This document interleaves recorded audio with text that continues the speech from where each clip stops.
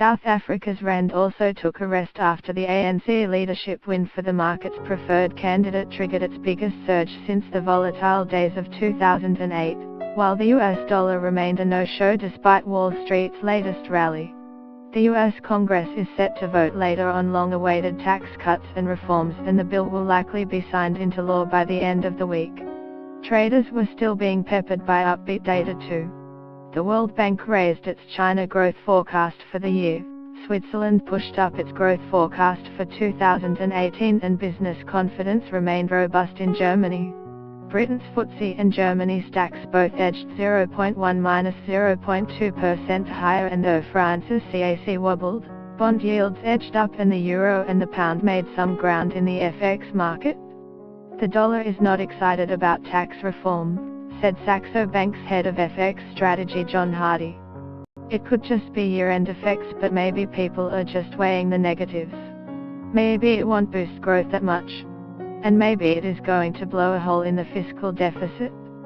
For stocks though, the changes would cut US corporate tax rates to 21% from 35%, which investors are betting will boost profits as well as trigger share buybacks and higher dividend payouts. Wall Street's latest climb overnight had been followed by most of Asia's main bourse, with the notable exception of its biggest, Japan's Nikkei, which was dragged back 0.15% by the force of a stronger yen. Australian shares added 0.55%, Hong Kong's Hang Seng rose 0.8% and Shanghai lifted 0.6%. The rising trend in broader equities led by the US markets looks to continue for a while, said Masahiro Ichikawa, senior strategist at Sumitomo Mitsui Asset Management in Tokyo. The dollar index against a basket of 6 major currencies was down 0.15% at 93.557 after losing 0.25% overnight, as the questions about the overall economic impact of the tax overhaul remained. Moreover, while Federal Reserve policymakers expect the US economy to get a short-term lift from the moves, they think growth will then ease back to about 2% by 2020 and not rise to 3% as Donald Trump's administration predicts.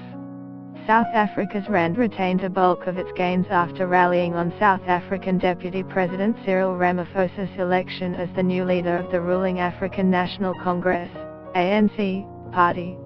The currency soared to a 9-month high of 12.52 rand per dollar overnight on hopes Ramaphosa's appointment would pave the way for crucial structural reforms. It last traded at 12.75. Global volatility gauges were back at ultra-low levels again, though in commodities markets the picture was a little more mixed. Industry-attuned copper and nickel prices fell for the first time in 4 days, while precious and safe haven metal gold was up for a third straight day for the first time since October at $1,264 an ounce. Brent and WTI oil prices were modestly higher at $63.48 and $57.33 following a North Sea pipeline outage, but had lost some of their momentum after a nationwide oil worker strike was called off in Nigeria.